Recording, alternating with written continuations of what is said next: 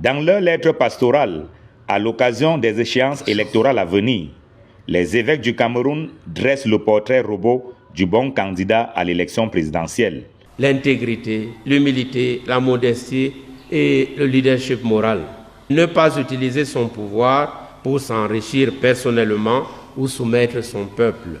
Être capable de sillonner le pays en visitant tout au moins chaque région au moins une fois pendant son mandat. Être capable de comprendre les besoins et les attentes des Camerounais. Les évêques dressent en tout 10 critères à remplir par quiconque souhaite gouverner le Cameroun. Mais afin que l'élection soit libre et transparente, pour la conférence épiscopale nationale, les règles du jeu doivent être claires et acceptées par tous. Le processus électoral est toujours critiqué de manque de transparence, de justice. Nous-mêmes insistons depuis fort longtemps sur la réforme du système d'élection et de financement des campagnes. Mais au-delà des règles du jeu, les évêques dénoncent également des agissements qui décrédibilisent le scrutin au Cameroun. Violence pendant les campagnes. Certains candidats n'étant pas les bienvenus dans certaines circonscriptions. Registres électoraux trafiqués, achats de voix et dans diverses circonscriptions électorales, destruction de bulletins. Afin de mettre un terme à ces comportements antidémocratiques, les évêques plaident pour l'établissement d'un code de bonne conduite. Le code de bonne conduite aux élections peut être entendu comme une série de règles de comportement visant à contribuer à la création des conditions favorables à l'organisation d'élections justes, libres, crédibles et transparentes. Alors que le corps électoral va bientôt être convoqué en vue de la présidentielle, les évêques, dans leur lettre pastorale, attirent l'attention sur les dangers que court le Cameroun en organisant des élections qui ne soient pas justes, libres et transparentes. Quand le changement devient inéluctable, les enfants.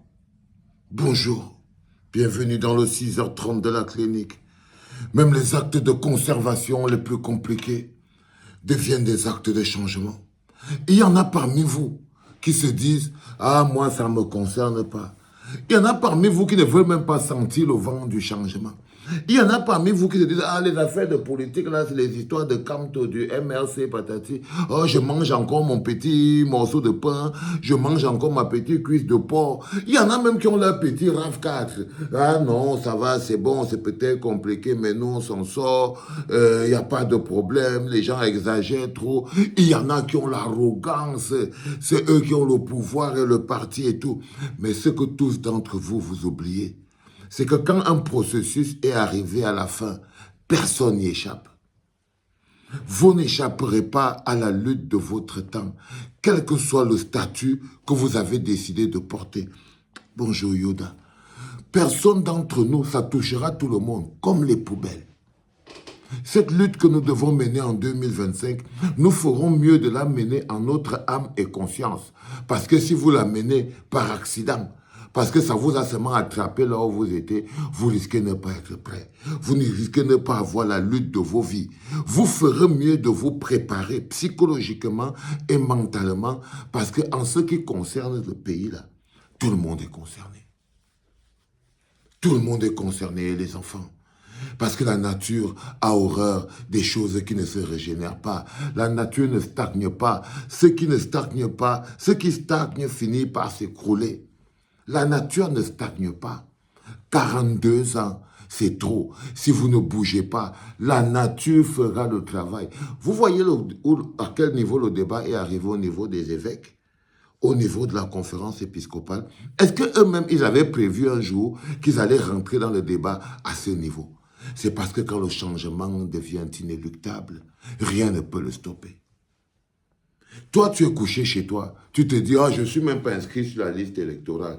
Ça ne me concerne pas. Je ne vais pas aller voter. C'est clair. Les histoires où on parle là qu'aller défendre le vote. Je ne vais même pas aller voter. Donc, je ne vais même pas aller défendre le vote. Mon pauvre bougre. Même dans ton lit, tu ferais mieux d'être préparé. Vous feriez mieux d'avoir une lutte et une direction précise. Parce que les pires, au milieu de tout ça, ce seront ceux qui vont encore vouloir jouer les neutres dans un environnement où il n'y a pas de neutre. Parce que là dehors, vous voyez les enfants, Et il n'y a pas de neutre. Et il n'y a pas de neutre. On est arrivé au bout du bout. La lâcheté de la lâcheté, en ce moment précis, c'est la nature qui veut se charger de ce qui va nous arriver. C'est comme les poubelles. C'est comme les coupures d'eau et les coupures d'électricité. Ça ne vous demande pas. Mais ce n'était que des signaux. Les coupures d'eau collectives n'étaient que des signaux. Les OTS, c'est-à-dire qu'on a atteint un niveau où même les enseignants ne veulent plus aller à l'école. Ça ne vous a pas touché. Vos enfants ont commencé à discuter l'eau avec les chèvres et les cafards dans les rigoles. Ça ne vous a pas touché. Il n'y a pas d'électricité. Ça ne vous a pas touché. Rien ne vous a touché. Éboulement des falaises en Bankolo, rien ne vous a fait bouger. Rien, vous ne bougez pas. Et quand les hommes ne bougent pas, la nature se charge de faire le travail. Du coup, personne n'est stable. Vous voyez les poubelles qu'il y a dans Yaoundé. Vous prenez ça pour des poubelles, je ne sais pas. Vous avez l'impression que ça s'est apparu la nuit. Non, c'est le processus. C'est le processus. Mais comme vous refusez à comprendre et à capter qu'en ce moment précis, personne ne sera épargné. On a une seule chance. Même les évêques leur ont dit. Les 10 critères, sillonner le pays. Sillonner le pays. Le code électoral consensuel. Même les évêques. Il y a des hommes politiques qui ne demandent pas ça. C'est-à-dire que ce que les évêques demandent là, il y a des hommes politiques qui n'exigent même pas ça à un candidat à l'élection présidentielle. Ils estiment que ce n'est pas la lutte là. Mais vous voyez que même les évêques trouvent que la lutte pour le code électoral, l'affichage de la liste électorale nationale, si même les évêques trouvent que c'est le combat à mener et que vous trouvez que vous non, il y a un problème. Et il y a un problème, ça veut dire que là, vous voulez vous détourner de Dieu. Dieu, par la bouche de ses évêques, vous informe que il n'y a pas un moment où le ciel va s'ouvrir et il y aura un vengeur, un chevalier qui va venir vous sauver. Non. C'est-à-dire que comme tous les peuples de la terre, vous allez transpirer et vous allez suer. Même celui qui va aller se cacher sous le lit ne sera pas épargné. Même celui qui pense qu'il sera caché sous son lit, ça va venir le trouver là. Il faut juste que pour lui, ce ne soit pas une balle perdue. Vous ferez mieux d'avoir une direction. Parce que quand le combat de votre vie commence, rien ne peut vous y soustraire. Le peuple camerounais ne va pas se détourner de sa lutte. Jamais. Croyez-moi. Nous ne nous détournerons pas de notre lutte. Elle va s'imposer à nous. Nous allons devoir soit la mener, soit disparaître. C'est à nous de voir.